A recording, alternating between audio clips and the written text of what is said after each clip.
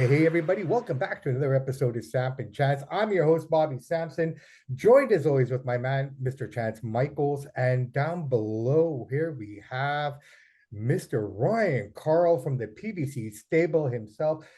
Ryan, thank you very much for taking out time of your busy schedule and all the things that you have going on down there in Texas. It's a pleasure and a privilege to have you on, sir. Well, thank you for having me. I really appreciate it. Just staying busy, as always. Fantastic. So, Ryan, let's just get right into it here, man. We I've done my research a little bit, so I understand that you started learning how to fight with your dad. Was that for boxing, or was it just because your dad needed you to learn how to fight? What's the story behind that? Okay, so my dad, of course, always taught us how to fight and how to defend ourselves. My dad also, he grew up very rough. My mother and my father did, and so they taught us what they learned from it, and so it's always best. And so we were always in fights. I especially was always in fights. Little redheaded, freckle faced little white boy. I was just looked like Opie Taylor. People wanted to try to pick on me, and my dad taught us how to fight. We had a boxing bag in our house, and taught me to throw straight punches and taught me to be mean. And not necessarily like a calloused person, but he taught me how to winning a fight was necessary. There was no rules, just winning was all that mattered. And so as a kid growing up, I learned that. And then my brother wanted to start boxing, and so my mom actually found a gym, Waco Boxing Club, and took us there. It was about 70 miles one way because we live out in the middle of nowhere, out in the country. We lived in Cameron, Texas at the time. And so she took us, my parents, they took us one way. And I really loved it, and I fell in love with it. I was 11 years old, and my brother was, 15, 16 years old. And he was more interested in girls and things of that nature, partying, and, about that age, young teenage Mhm. boy. And he didn't really want to train, but he could fight. Oh, he could fight. I wish, he would have stayed in it. He was a very good athlete, could really punch. But and I did. I loved it. And I love the individualism of the sport. How it was just me out there. If something went wrong, it was me. Mhm. Well, my work was going to show up, so everything I did was going to come to light. And so I really loved it, and I stuck with it. And my dad, of course, trained me alongside with some other trainers along the way. You know, Starting off at Waco Boxing Club was Gilbert Sanchez and Derek Howard, and then Jaime Lerma, Tony Montoya. All these coaches come through. Big John Garcia, and then we started traveling. Some of Daryl Sears and the great Kenny Weldon. Wow. I learned a ton from Kenny. Kenny was he was a turning point in my career.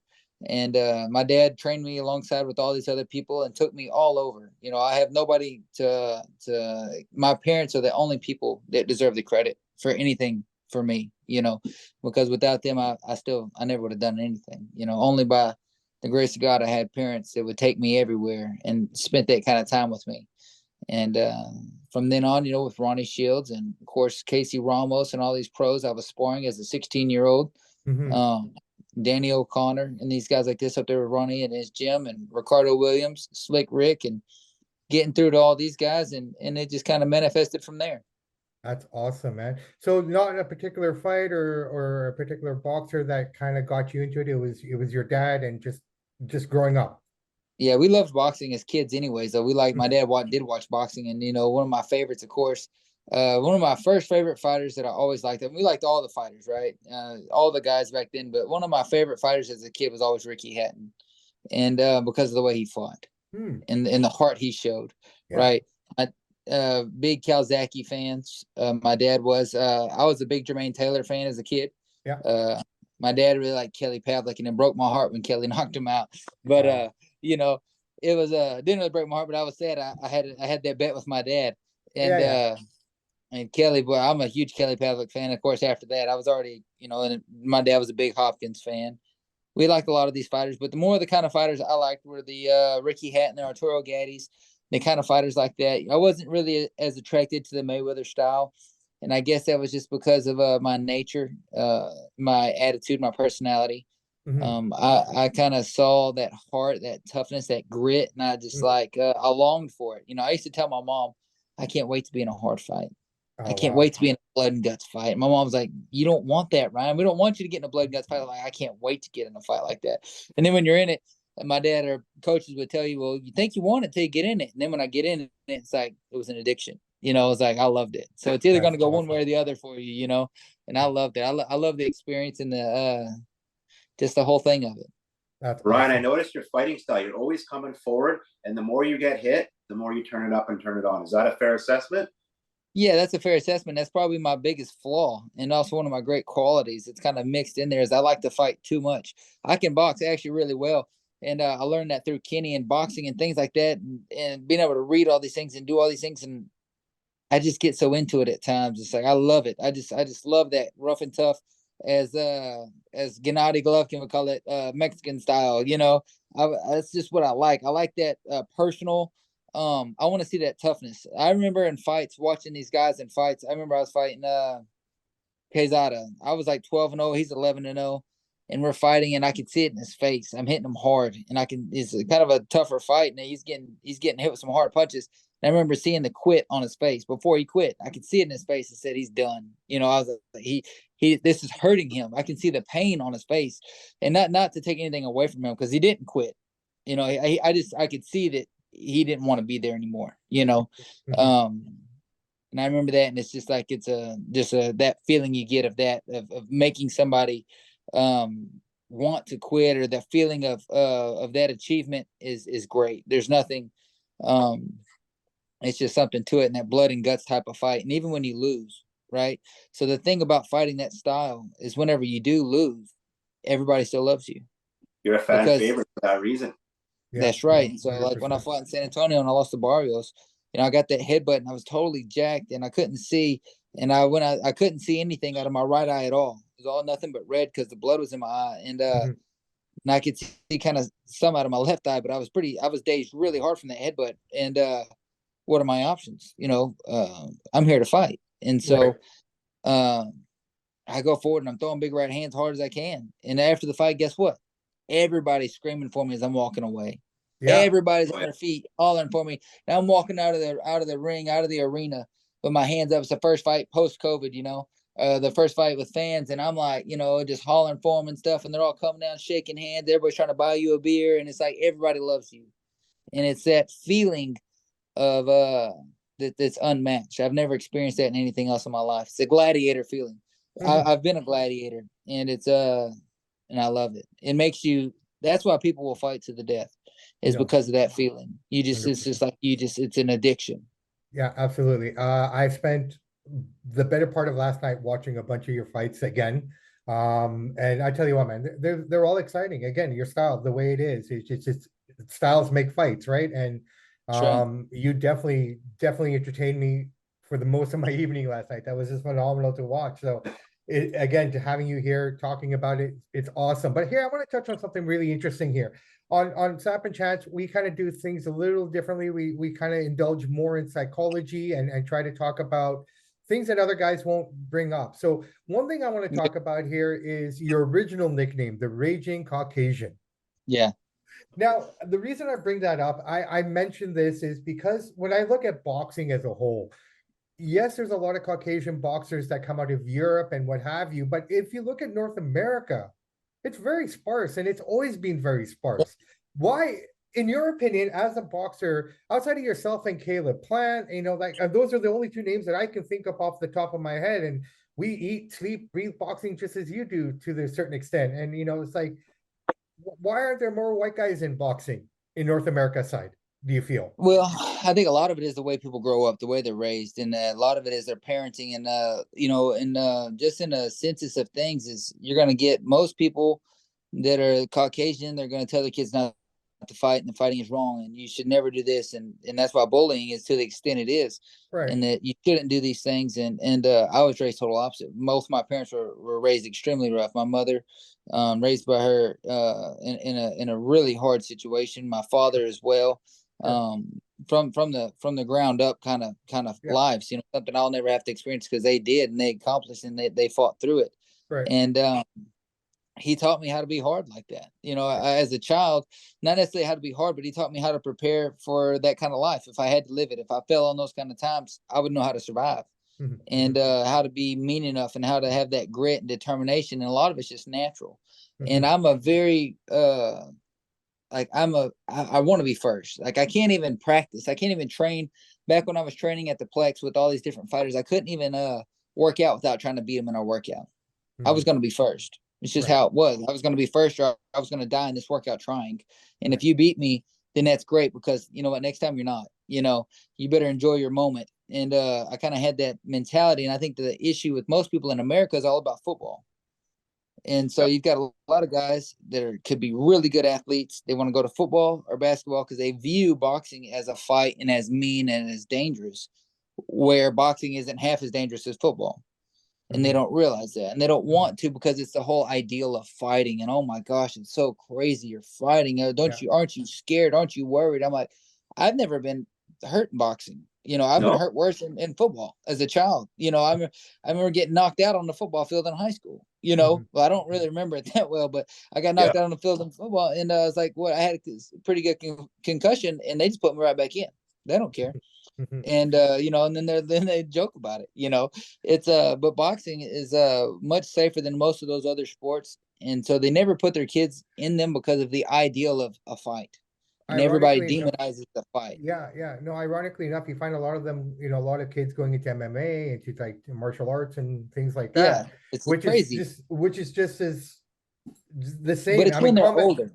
Yeah, It's when yeah, they're older. And the thing is you can't go into boxing most times when you're 18, 19 years old, because your skills pay the bills. And whenever you're going to get in there with somebody and you're so far behind, now you're at an age where you might get knocked out. You know, you're a grown man. Instead of starting boxing when you're younger, developing these skills, and someone taking you slow, most times you're going to go in there and you're going to see MMA is a little bit different. You can get choked out, wrestled out, but it's just not the same. It's just not boxing.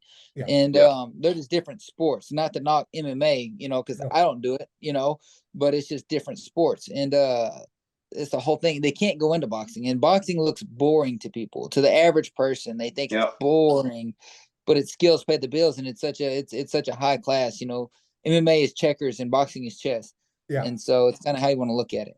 No, 100%, absolutely. Um, what are your biggest challenges when you're in a training camp for yourself personally? Is it the weight? Is it the actual training, the mindset? What do you find that you need to have in order your the biggest part for your training camp? The biggest thing mentally, or biggest thing in a training camp is always going to be mentally. Yeah, It's your mind. yeah, Everything comes from your mind. Your diet, you're making your weight, everything is your mind. It's all in what you want to put your mind to, and being honest with yourself and open about it to yourself, and examining yourself. And most fighters can't do that, and that's why they never can make it. And the ones that do make it are very honest about where they're at in their life. They're honest about what they're doing. They realize when they're falling short without somebody having to tell them. You know, they work out not because they want to do it, but because they have to do it. It's not they don't work out off of motivation. You know, motivation is great when you have it, but there's lots of times when you don't have that motivation. You know, you've had a hard day, you're tired, you don't want to do it today. yeah. You have to have the determination to do It's things even when you don't want to. it's kind of like Hagler said, it's hard to wake up when you're sleeping in silk pajamas. That's right. Is the better you get, you know, so like them, so you're getting at this certain point of your life, it's like you don't really want it anymore, you know. Mhm. And when you don't really want it anymore, you're in a bad spot. You need to get out or you're gonna get hurt. Absolutely. So Ryan, how much does your faith play a part in your training? Well, so you know, one of my quotes that I like the best is from Mike Tyson. He's talking about whenever a fight would get made, I was scared to death. He said, but every day that got closer, I felt better and better. Every day of training, I felt better and better. And by the time I made it to the ring, I was invincible because of the faith you have in that sparring. All those times you do that, right? So whenever you don't know how prepared you're going to be, in the beginning of camp when you make a fight, I've never been scared, but it's like, man, I hope I'm good enough. You know, I hope I'll be okay. You know, not that you're scared, not that like okay like that, but you hope you'll be at the level, right? I hope I'll be at that level. I gotta train so I can get that level. But once you get to that level and you're sparring 6, 8, 10, 12, 14 rounds, you're not worried about nothing. Because once you get past, the only thing anybody should ever be scared of is getting tired. That's it. Yeah. Only thing any fighter should ever be scared of is getting tired. And you have to work out so you'll never be that way. Because once you're tired, that's when you get hurt. Because you can't protect yourself. You can't do anything. You can see things, can't do nothing about it. You're just a waste. And so you're going to get injured. And but it is really, your faith is such a huge role. Like, every day you get stronger mentally as you get stronger physically, and they both work together. Now, if you're not training right, your faith isn't going to be there. Your mind's not going to be right, because you're not, you know when you're doing it right. You don't have fighters show up to fights and think that they're the best they've ever been, and then they fight, and they look like total crap, and they're fat and out of shape, and they're like way worse than they've ever been.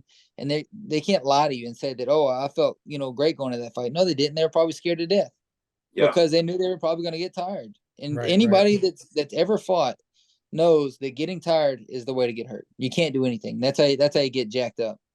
Yeah, I kind of saw that this past weekend with the Alicia Baumgartner fight. Like, I mean, she was dominant, then she took rounds off.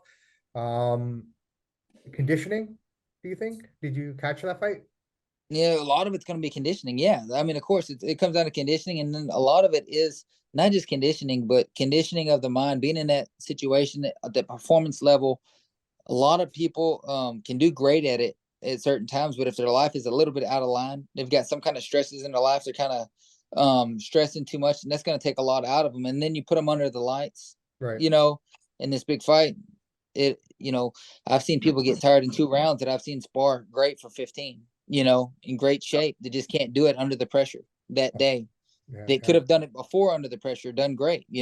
It's not something that's like, well, you do it once, you'll always be able to do it good. It doesn't work that way. fair enough. Sacrifice. Let's talk about that. I mean, we know the amount of sacrifice that you guys make to entertain us and to put on the show that you guys do. You started early on. I mean, how much did you miss? How much did you have to sacrifice to get to where you are today? Well, I lost a lot of time. That's what I sacrificed. I Right, sacrificed time, people, and things, right, and my relationships and things like that. Um, really, the question is when you say to a guy, say, hey, you're gonna turn pro. You want to be a pro boxer? Okay. What do you want to do in boxing? You want to be a world champion? Yeah. Okay. You want to be a world champion? Are you prepared to sacrifice your family? Are you prepared to sacrifice your relationships with everybody? Because boxing has to come first. right. If it doesn't come first, you cannot be successful. It's simple as that. You You're get never hurt. gonna make it. You're never gonna make it, and you're gonna get hurt, and Yeah, you're gonna fall short somewhere, and you're gonna regret yourself later on. So you have to know that going into it. As long as you're honest with yourself, you're okay. And so you said I sacrificed a lot, but then I actually cut going away for camp and stuff like that because my son was getting older, and I have 4 kids going on 5, and so I've got a whole bus load now.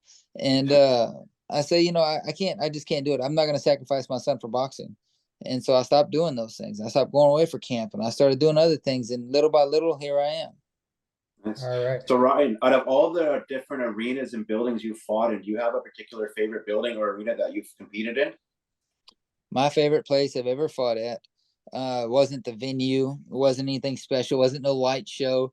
It was my debut. I fought in front of the troops at Fort Bliss in El Paso, Texas. And I mean, you talk about fans.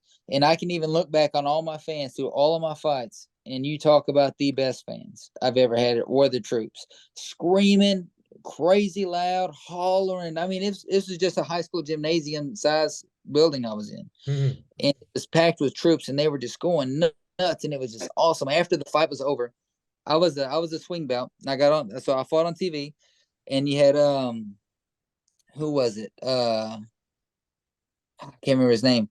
Main event was fighting, and the whole time he's fighting, you can hear the fans going crazy. If you go back and watch the video, and it's me running into the stands with them and taking pictures with all of them. I'm talking about for like 45 minutes after his fight was over. The main event was over. I was still doing it with all these troops and all this stuff, and it was awesome. You couldn't beat it. And then my next best one would of course be Las Vegas at the Michelob Ultra Arena. I Cool. loved it. I loved it there. It was great, great arena, great people. Fans were awesome in Vegas. They're fight fans, Oh yeah. Awesome, awesome. Ryan, your last fight was pretty much a year ago now. A few days Yeah. past, October, February the 5th, 2022. Um, I'm pretty sure where this question will lead, but what's next for you? Where are you going now? What's Ryan Karl up to? Well, I'm gonna retire. Yeah. I'm going to retire. And so I've done that. And I love boxing more than anything, besides God. And that's kind of why I'm retiring. I'm going to retire and go into ministry. And because Awesome. I feel called to. I feel like I have to obey. And it's a hard thing to do because I didn't want to, I didn't retire because I was slow. I didn't retire because I was coming off, I just wasn't able to compete and things like that. I'm retiring because I felt called, and it was hard because I was running, I was scheduled to fight on the 11th, February 11th. Yeah, So, the Ray Vargas card, right? yeah. And so I Yeah. was scheduled to fight then, and I'm in camp, and I was feeling really convicted, and I was really, in my relationship with God was changing and changing and changing. And I just felt really convicted and called. And so I had just got done running, I'm running 6-minute miles, I'm just easing them out, I'm in great shape. I'm not slowing down any, but I felt convicted. And so I had to. And so that's what I've done with my life. And the fact is, it felt like retiring from boxing felt like a death. And the only way to give a good example of that is when my little sister died when I was about 16. It's the only time I ever felt like that. And so, it's pretty extreme, the feeling it was to actually retire. It was heartbreaking for me. But it felt like it's what I had to do. And it's not, it's a weird thing to say, but say that you didn't really want to, but I wanted to obey, and I wanted to obey God more than I wanted my own flesh to get its obedience. And so, that's where I'm at with that. And it's been a journey so far. Well, I Brian, did you mean, grow up in a religious family, or how did you come to Christ? Well, so my family, none of us knew Jesus. None of us. And I was a child. My dad had a liver transplant back in 1997, and prior to that, none of my family was religious at all, or any kind of. I think my dad had been in a church one time his whole life, and we had a guy come out, and we were in a bad situation. There was 4 kids, 2 parents. There were 6 of us living in a 2-bedroom trailer house, and our water was leaking and was about to get cut off. And we had a guy come out to cut our water off. And instead of cutting our water off, he fixed our pipe and invited us to church. Totally crazy, right? And Yeah. so it was just powerful because he obeyed right then. Now this is where I'm at, right? So it's crazy. So we ended up all going to church and getting saved. My father first, all the way down to me. I'm the youngest. And so all of us go and get saved, right? And we're all kind of going in through this and I get saved as as an 8-year-old, and I understood the Spirit of God and things like that, right? But I had never I guess I'd never read the Bible for myself, for one, and I never understood true sacrifice, to really give everything to God, right? To give your life to God. And that meant giving up the things that made you feel glorified, like fighting in front of thousands of people. And for me anyways, in my situation, and obeying whenever it's probably, I expected people to tell me I was stupid when I retired. And so then I kind of came back into Christ. I kind of had, rocky road, right? Rocky road. Kind of, I would say I was a Christian. I was out doing all kinds of stupid stuff and acting like a fool. And until I started reading my Bible, opened my Bible and I started reading my Bible. And all of a sudden my life is like a flash. Like, it's like, I call it, I was like washed by the Spirit is what I'd say. And it was like a total change, just like that. I'm cussing all the time, instantly, almost completely stops, right? And I'm not to say that I never fall short or anything like that now, because Yeah. I do. We're all sinners. And so, but it's like total life change. And it's like all of a sudden I can't read enough of my Bible, So I go from graduating high school in 2010, reading one book by the time May of 2022, that's 12 years. I've read one book outside of school. And now I've read through the New Testament, 3-4 times.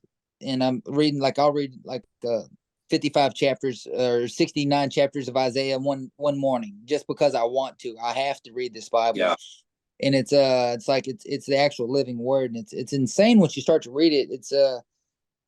You can't put it down. At first I started reading it, I was like, I got to read a couple chapters. This pastor over here, Jason Lasher, he bought me a Bible, and I was like, I got to read some of it. I'm going to Bible study. I got to read some of it. He bought me a Bible. I'm like, you got to read some of it, and all of a sudden it's just like, I'm just going to wear this sucker out. It's like, I just like, you can't get enough of it. And so it's insane. And it's like, I felt this conviction and this conviction, and talked to everybody about it, and of course, and things like that. And I decided to retire on a Saturday.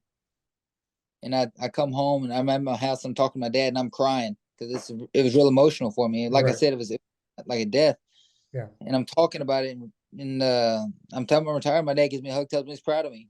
You know, he said, whatever you want to do, I'll support you no matter what, Ryan. You know that. And so it's funny because my dad's, you know, the easiest person to talk to, easiest person for me to tell, because we're like, he's like close as can be.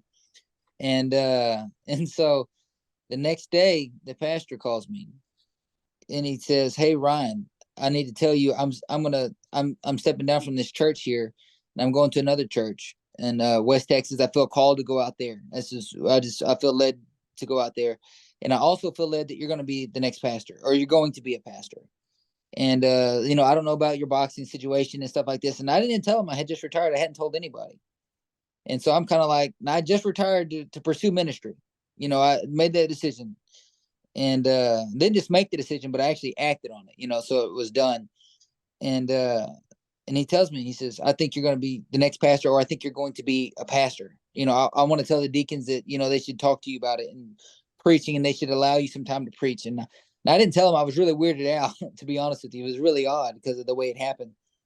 And so that night, or whatever, the deacons call me and they're talking to me. One of my best friends, he's a deacon. He calls me, and he's from high school, and he calls me and he's telling me, he says, Ryan, you know, I want to know if this is something you really want to do. And I'm like, yeah, Matt, actually, I just retired yesterday, because he's like, he knows I'm training for a fight. I said, I just retired yesterday to pursue boxing. And I didn't tell Jason. And that's what I told him. I said, I didn't tell anybody this. So this is really weird for me. You know, this is exactly what I want to do, though. This is crazy and real emotional for me. And he's like, man, I guess that's your sign. You know, it's kind of your sign. I'm like, I guess I don't really know. This is weird. And so fast forward, I've already preached my first sermon, and nobody wanted to fight me afterwards. And I had a few friends that had cameras ready, you know, just in case to get one last fight in and make some money off of it, sell it on eBay. But nobody, you know, it's just crazy. My life's completely changed. You know, I'm actually sitting in the office of the Gauls Baptist Church right now, and I've already written my sermon, and I'm actually going to preach this Sunday. And one thing I told him, I said, I'm not scared. You know, I'm not scared to fail. I'm not scared to try and fail. You know, I feel led to do this. And if I get up there in the pulpit and I say something, or if I get in a spot and I can't remember what I was doing, I said, that's okay. I'm not scared of it. You know, why would I be scared to get up here and talk in front of people that about these things? I feel convicted to do this. Failure is the only way to succeed. You know, I have to fail to succeed. Yeah. And I understand that. And so that's the thing that most people that are never successful never understand, because they're scared to try. And they don't realize just by trying, they're going to succeed, even no matter if they fail or not. Just like those fights, whenever I give it all I got with Mario or with Omar Juarez, and I walk out of the ring, and even though I lost the fight, everybody loves me. Oh yeah. Because really I didn't fail. You know, you only fail if you quit or you cut yourself short. Now, I didn't walk out of those fights thinking I could have done more. You know, when I walked out Omar Juarez fight, I wasn't in the best shape in that fight, because my camp wasn't the best. Just because of things we had going on. And but I had my toughness, and I was in great shape. My weight was bad. I had trouble making weight. My weight wasn't that bad, but I tried to make weight a little bit different, which was stupid. And so I had to make weight even the day of the fight. So I made weight the first day, and then I had to make weight again the day of the fight about 5 hours before I fought. And so I was so jacked up from that, but I didn't make excuses about it. I just went out there and I had the heart. You know, one thing I've got heart, and you're gonna see it. You know, you're gonna know you might beat me, but you're gonna know you were in a fight. Oh, 100%. And although I felt like I won that fight, I never felt bad about it. You know, even though I didn't get the decision, it never bothered me because I gave it all I had. But if I would have cut myself short and I wouldn't have gave it all I had, I would have hated myself. Yeah. And that's kind of like this with ministry. If I wouldn't pursue it and I would just push it back and push it back and push it back, I would hate myself for it, because I didn't pursue something that I felt called to do, and that in all reality, this is what I want to do, you know? Right. If I may, was it a certain passage? What was the turning point? What gave you that epiphany to this is the path? Like, what, if it's okay to share with us, if you're willing to? No, of course. So I remember when I first started coming to Bible study over here, I was real into I like the hellfire kind of damnation, the real hard kind of preaching and stuff like that, because that's how I felt about myself, because I felt really convicted about things, you know. And I like to meet things head on. I'm all about truth, you know. You just be honest with me, and we'll get along. I don't care if it's going to hurt my feelings. Maybe I need my feelings hurt. I just need the truth. That's it. I don't care. Just tell me the truth. Don't lie to me. And so I was kind of on that real harsh kind of a line there, kind of a real heavy Old Testament kind of line I was on. And I remember Jason saying, talking about how much God loves us and Jesus loves us. And I said, I don't want to hear about all that love. I want to hear about what I deserve. I want to, because I know I deserve hell. And he told me, he says, Jesus has forgiven you. Why can't you forgive yourself? And it didn't hit me like he wanted it to in that moment. But later when I was thinking about it, I said, Ryan, you're telling Jesus up there on that cross, hey, Jesus, I know you did a great job. And what you did was enough for everybody in this world. Just not enough for me. I'm telling Jesus he didn't do enough for me. But I acknowledge he did everything for everybody else, but I'm over here living in condemnation. And so I understood that. And I started to understand the love of it. And that's whenever my whole life changed. But as far as just making this change, we were doing a Bible study in our church about experiencing God, with I think Henry Blackaby. Mm-hmm. And the Blackaby's, they were up there in Canada, I believe. But he's talking and all this stuff, and I was talking about prayer and remembering your prayers and praying these prayers. And I remember I was feeling convicted about, I felt like I should go into ministry. I just felt really strongly about it. I remember I was at my dad's house, and it was late at night. Everybody's asleep. And I get down on my face in the kitchen, get down on my knees and on my face, and I'm praying. And I pray out loud, of course, because I can hear myself, and it's much more convicting. And I'm praying, and I'm asking God. I said, God, I don't ever ask for any signs. I don't ask for things or anything else. We had just sold our house, so I was living at my dad's, and while we were planning on building a house, but that's all changed as well. And so I'm down on my face, and I'm praying, and I said, God, can you give me a sign? I said, I hate to ask for a sign because I've always felt like that was wrong, but can you do something? I said, God, I'm like a dumb kid in high school. I'm not gonna just get it, like a boy, like a girl likes me, and I'm not gonna understand it. I'm not gonna catch on. I need you just to slap me in the face with it, just be playing with me, and just give me a dream. Yeah.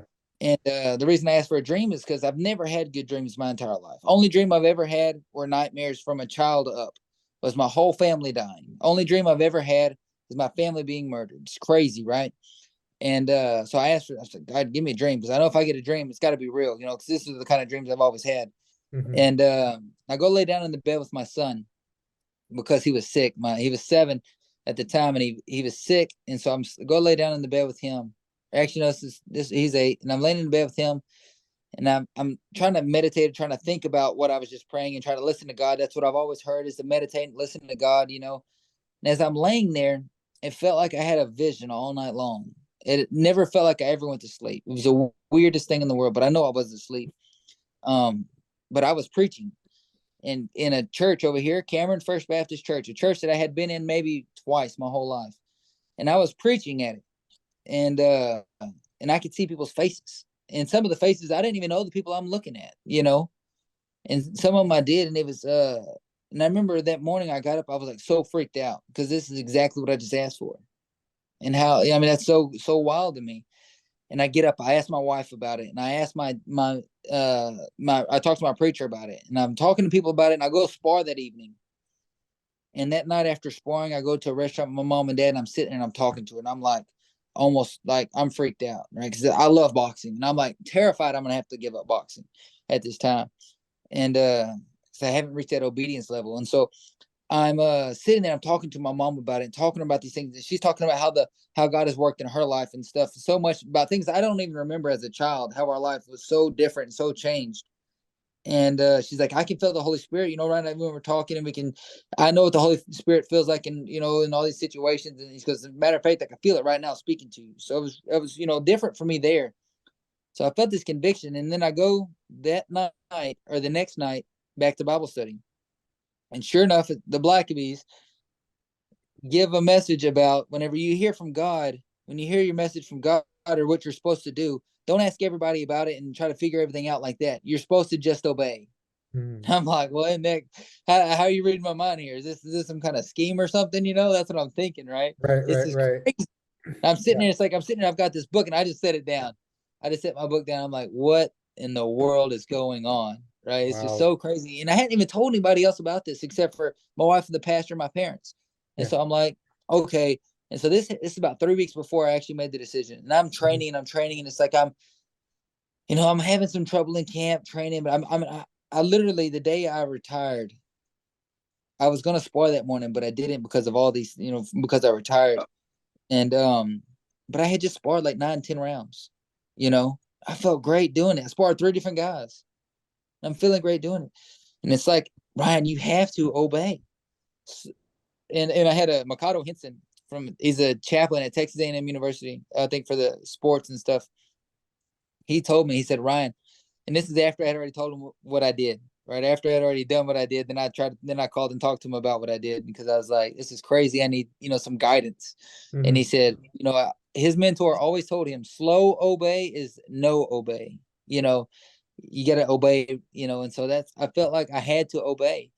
And so that's what I did. And it was just like, that's my story on it. And it's crazy. It's so crazy to me how it worked out. And it's like looking at myself, over this past year has been insane. My growth as far as in my seeking my want to in the Bible. I mean, I just did youth. That's why I told you I had to be done at this time, because I had to do youth. And so I just walked over here, and they're all over there, they're all finishing up. And so it's just insane. It's just, my life is it's insane. It's this being in this relationship with God is or with Jesus, is there's nothing like it. There's no drug. There's no anything like it. I could stand in front of thousands of people screaming for you, screaming your name, the feeling of being glorified, but just that feeling of submission and that feeling of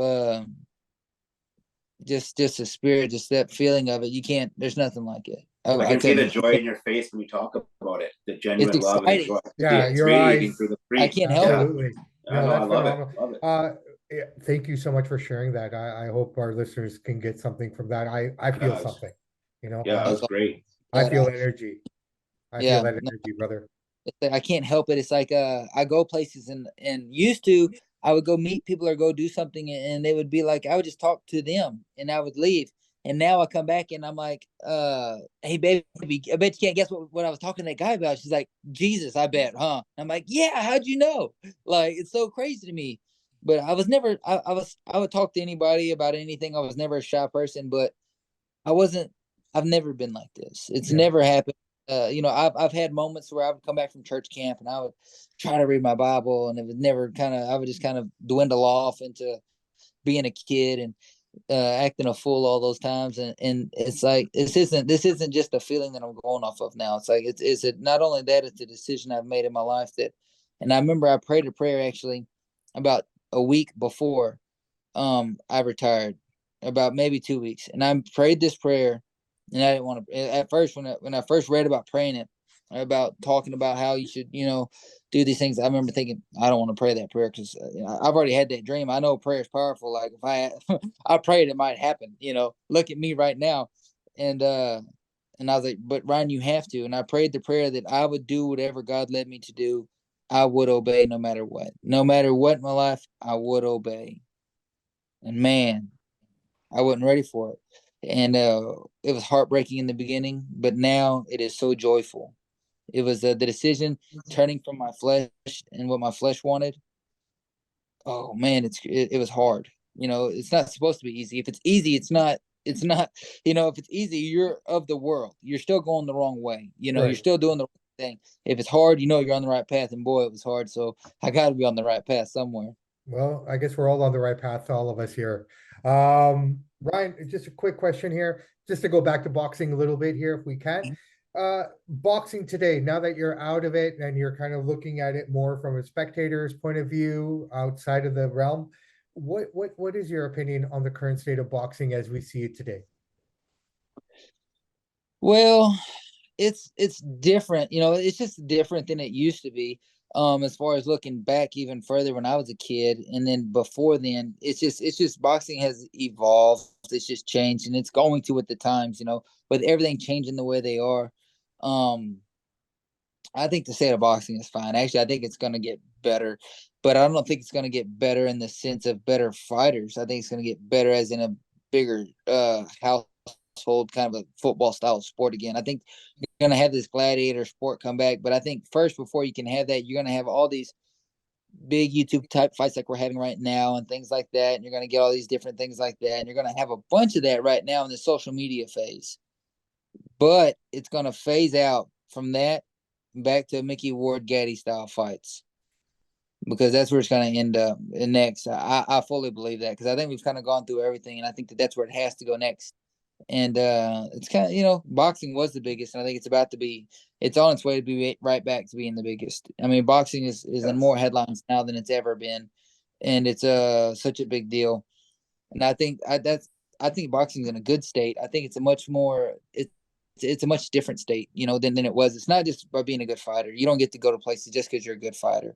You can do whatever you want. You can get up there. You can't be a Mike Tyson getting up there and walking into the ring with a little white towel on and some shorts and some boxing shoes and no socks, and go up there and knock everybody out and think you're going to get the love that he got, because you're not. Because that was a different era. That was an era of blood and guts, men fighting men type of thing, right? This is like all about pride and you're the baddest man in the planet kind of time. This is not that anymore.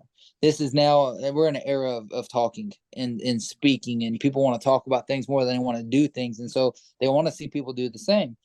And so it's all about building a fight. Back then, you didn't have to build a Mike Tyson fight. Everybody's going to show up to it. And I think that it's going to evolve into that, and it's going to come back to it again. Speaking Who of are some of talking, the current fighters that you enjoy watching now?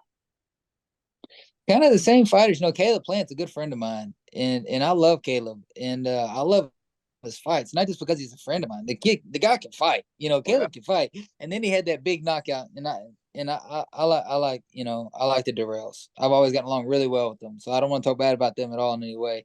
But Caleb, he just showcased that fight, especially after the Canelo fight, having that fight, and then going into the Benavidez fight. And I believe he's going to beat Benavidez. And I don't have, you know, and you can say maybe it's because I'm partial, but I don't believe it is. I just think styles make fights, and I think that he's got the right kind of style for Benavidez. Are you going to go to the fight and watch it live, or are you going to stay in Texas and watch it on paper? I want to. I want to go to the fight. I want to. Now, the fact that I will, I can't guarantee it, but I want to try to. I'm actually, I think I might go to the fight this weekend also. The fight that I was actually going to fight on, I'm wanting to go to that one as well.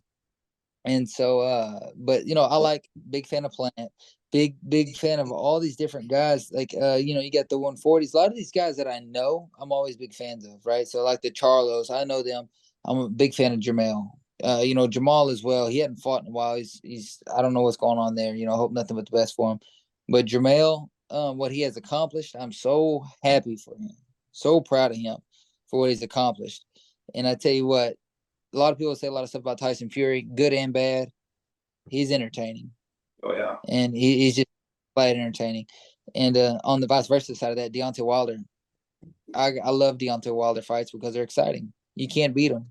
You know, when I met Deontay Wilder before, super cool guy, taking pictures with everybody and their mamas. nice. You know, he was great with the people, and he knocks people out. You gotta like, I mean, he's hard not to watch. And you got guys like that, always exciting.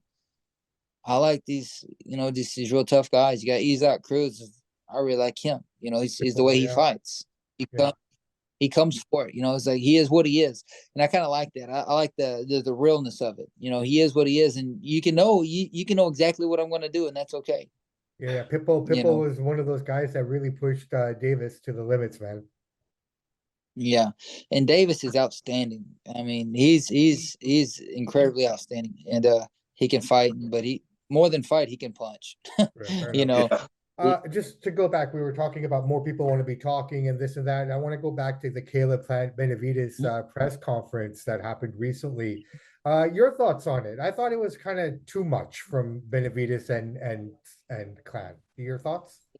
it was too much. You know, Plant is who he is, and so none of it for him is kind of too much. He's just kind of like that. He's got that kind of a mouth. He can talk quick, come back with all these good talk, and he's always smooth in everything he does. You know, Caleb's always been a real one. He is who he is. He's not a show kind of guy. You know, he's not doing it for show. He is who he is. I think Benavidez was kind of staged on it, to be honest with you. I think it just seemed a little bit too much. You know, he's kind of like I said, I got nothing against him. I think that it was just a little bit over the top, you know, in a way. I think they should have toned it down a little bit at least. But kind of build a fight, but I think they kind of overdid it. Yeah, I feel the same way. I felt that like when I was watching it, I almost felt like Caleb was kind of caught off guard a little bit in some instances with some of those comments and stuff. And I mean, Yeah. mad respect to Caleb because he could have come out firing, but I think he started to near the end of that press conference, but for the most part, he held his composure. And it's kind of, if you don't know who these guys are and what they're capable of, and who both these characters are, you would look at Benavidez, and if you're a casual person, that isn't like, what a dick. Like, you know what I Yeah. mean? Right. You're Yeah. just kind of No, like, you're how can you get behind this guy? And he's an amazing boxer. So it was kind of out of character to see Benavidez be that guy. I don't know. That's just Well, my view. I agree. He's trying to be more of a villain because he's trying to get these type of fights. And so it's like Floyd tried to be loved by everybody and he couldn't do it. And so he became the villain and he became Money Mayweather. And Yeah. so we can't say that he made a bad decision because look at him. Of course he Yeah. didn't financially. Plant it's extremely hard to hold your tongue in the situation that you're in, right? And right in the moment, it's not like you get time to think about it, or you get you're almost embarrassed. You're in front of everybody. They're doing all this right then in front of everybody. It's going to be hard to deal with. And he did. It was incredible, right? That he's able to do that. He kind of, he had moments where he wants to pull away. Of course he does, because he's a man. I mean, he's human. Right. And he's a fighter. Naturally, he wants to stand up for himself. Yeah. But I think that it was a little bit over the top. I think that they're trying to do the villain thing, right? Is what they're trying to do on that. That's just my personal opinion. Right. And Right. I see a lot more of that now than I ever did before. I see that side of it more, I guess, the staging side of it. So do you think like WWE Pro Wrestling is, kind of showing its head again in terms of promoting and what have you? Because I'm seeing that a lot with like mixed martial arts, with like UFC. A lot of the promotions and stuff are kind of more, I don't know, staged and elaborate. And do you find the same thing kind of happening in boxing now, trying to get that showmanship out? Well, I don't think that they're necessarily the promoters are staging it. I think the fighters are trying to stage The it for fighters, themselves. the fighters Yeah, for themselves fighters is are what I trying to, mean. Yeah. Yeah. some of them are trying to stage it for themselves to make it more interesting, to make themselves more interesting, Right. Right. and Right. to sorry. And to sell more pay-per-views and make more money for the fighters too, get people talking about it. Of course. And so, Yeah. I mean, of course, the promoter's not going to say nothing because if it is working, right? So the Conor McGregor kind of style of doing things like he does it is kind of caught on. And so everybody wants to be part of it. And it don't work that way all the time. And so I think sometimes it's going to backfire because I think sometimes it just doesn't look good. It looks kind of, like you said, can make you just kind of look bad. It makes you look the bad guy. And Right. and if you can't back it up, it's no good. No, how did you end up signing with PBC? Okay, so I had gotten some contracts and stuff from people while I was fighting. I was sparring with a lot of pros, and my dad never would turn me pro. He said, when we get the right team, we'll do it, right? And so I was fighting in the amateurs, and I was at the 2013 Nationals. I had just so in the 2012 Ringside World Championships, I beat George Kambosos and Kenneth Sims and won the tournament. And I go into the 13 Nationals, and I ended up fighting Joey Alday in the semifinals, and I thought I won the fight. I thought I won the fight pretty simple. And I had been on the wrong side of a lot of decisions in my life, and not as in sore loser type of decisions. Like I felt like I had been in a lot of bad decisions.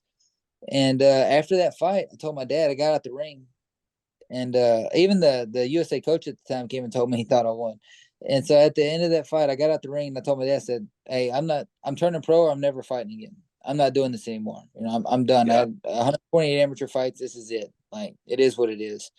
And he said, "Okay." And so we went. We were always sparring with Ronnie, with Danny O'Connor.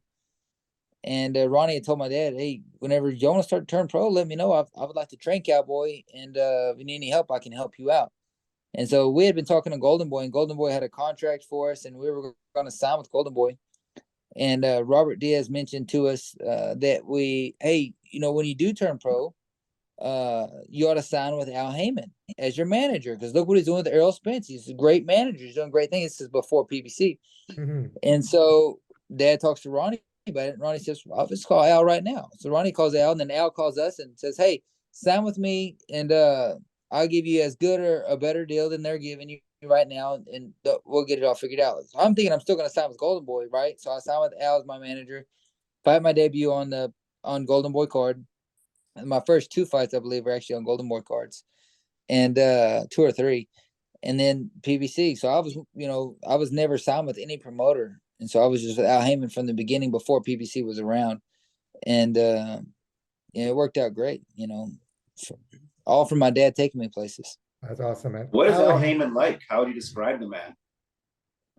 Honest. I describe him as honest, and he seemed very kind. He's always been very kind. He's kind of the mystery man for boxing. He never you never see him. That's why I'm he's a asking mystery man about for yeah. boxing. And so he's a mystery man for boxing. And so but he's always been real. I guess I would say that. It's funny because some people I even talk to tell me he's not even a real person. He's made up. It's really Sam Watson.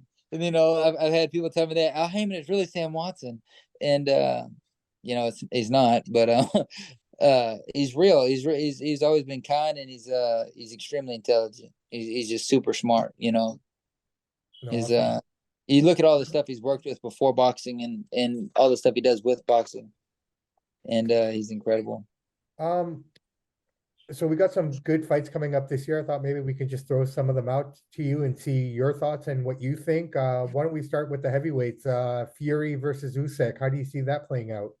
I see Fury winning. I like Fury. I'm a big fan of Usyk because of course, his mentality and the way he tries and he does he's just impressive. I'm trying to set this phone up again. I'll just say that. He's impressive. I mean, his work ethic. He's coming up in weight. Yeah. He's fighting for his country. He's got like all these things for him. He's like the man of steel, essentially. And but Fury's just too big. He's huge, and his boxing skills are unmatched, I think, in the heavyweight division. And Usyk would have the best boxing skill compared to him, I think, mainly because of size and athleticism, and speed and things like that, and his ability to stay to a game plan. But I don't see him beating Fury. I don't know how he could. He could. It's boxing. Anything is possible. I understand that. But I think it's a very slim chance he beats Fury. I think Fury beats him, and I think Fury ends up stopping him probably late just because of his size. Fair enough. Fair enough. Boxing skills. Devin Haney, Lomachenko, hopefully this year as well. Your thoughts? 2 years ago, I would say Lomachenko. Mm-hmm. Not anymore. The size and the age and life, everything has changed for him, and circumstances that are situations that are out of their hands. Like dealing with Ukraine and everything for Lomachenko and all this stuff with his family and all the stress of it. It's really gonna age him, I think, a lot, even more so than he already looked. Mm-hmm. And I see Haney winning that fight in a decision, of course. Fair enough. Fair enough. Chance? So we like to play a word association game. I'm going to throw some boxing names out and just tell me what you think of what comes to your head when I throw some random names out. You ready? Yeah. Manny Pacquiao. Great, a good legend, I guess. What I would think with him is that would be my first thought would be legend. Yeah. Roy Jones Jr. Roosters. Game roosters. We had game roosters as a kid growing up. I heard lots of stories about Roy Jones at the rooster fights. I would think of roosters, and I would think of athleticism. If I had to put one, athleticism, he's just gifted, athletic as can be. He's fighting soon, eh? Yeah, he's fighting. Yeah, he's fighting Anthony Pettis. Yeah, that's Irish Mickey Ward. Heart, blood and guts, heart. Pernell Whitaker. Skills, slick. Yeah, and one more, Floyd Money Mayweather.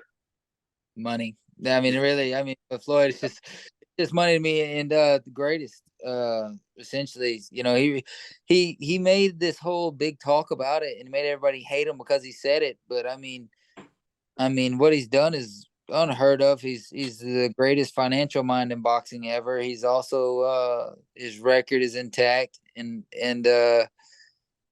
he's beat so many champions. He's so, in his time, and everybody can go back and say, well, Canelo fight him now. I mean, that's like ridiculous to, try to say that. And in time, I mean, he was unbelievable. And last one, your friend, Caleb Plant. Caleb Plant. I'd say the way he fights, he fights pretty. He fights pretty. He's slick. He fights pretty. That's what I would think of when I think of Caleb. Is he fights pretty, but after that left hook he landed last fight, I don't know how to feel about him. I'm gonna have to change categories with him after he starts. If he knocks people out like that again, I'm gonna have to start saying something else about his fights.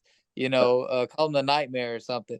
But Caleb is always, he always comes out of most fights looking like he did when he walked in. And for a light complected person, that's hard to do. I mark, and speaking for me, because I mark extremely easy.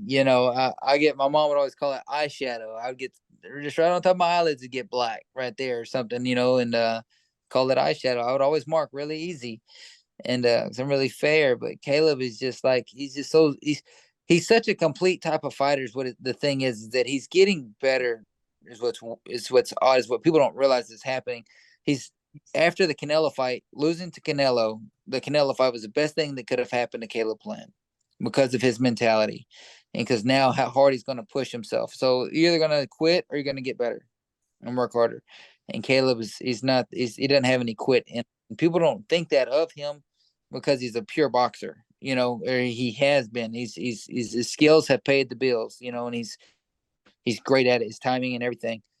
But that loss to Canelo is going to just drive him to be greater and greater and greater.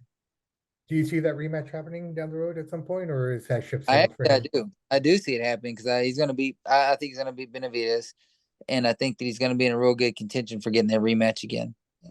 Fair enough. Probably 2024 though, right? The way it's shaping up right now, I think Yeah, he's fighting. Yeah. I think he's got Bivol and he's got someone else on Cinco de Mayo. So we won't see that one till early next year or something like that. Ryan, what message do you have for aspiring young boys and girls that want to get into the sport? What message can you share with them that can possibly guide them or give them some sort of, Yeah.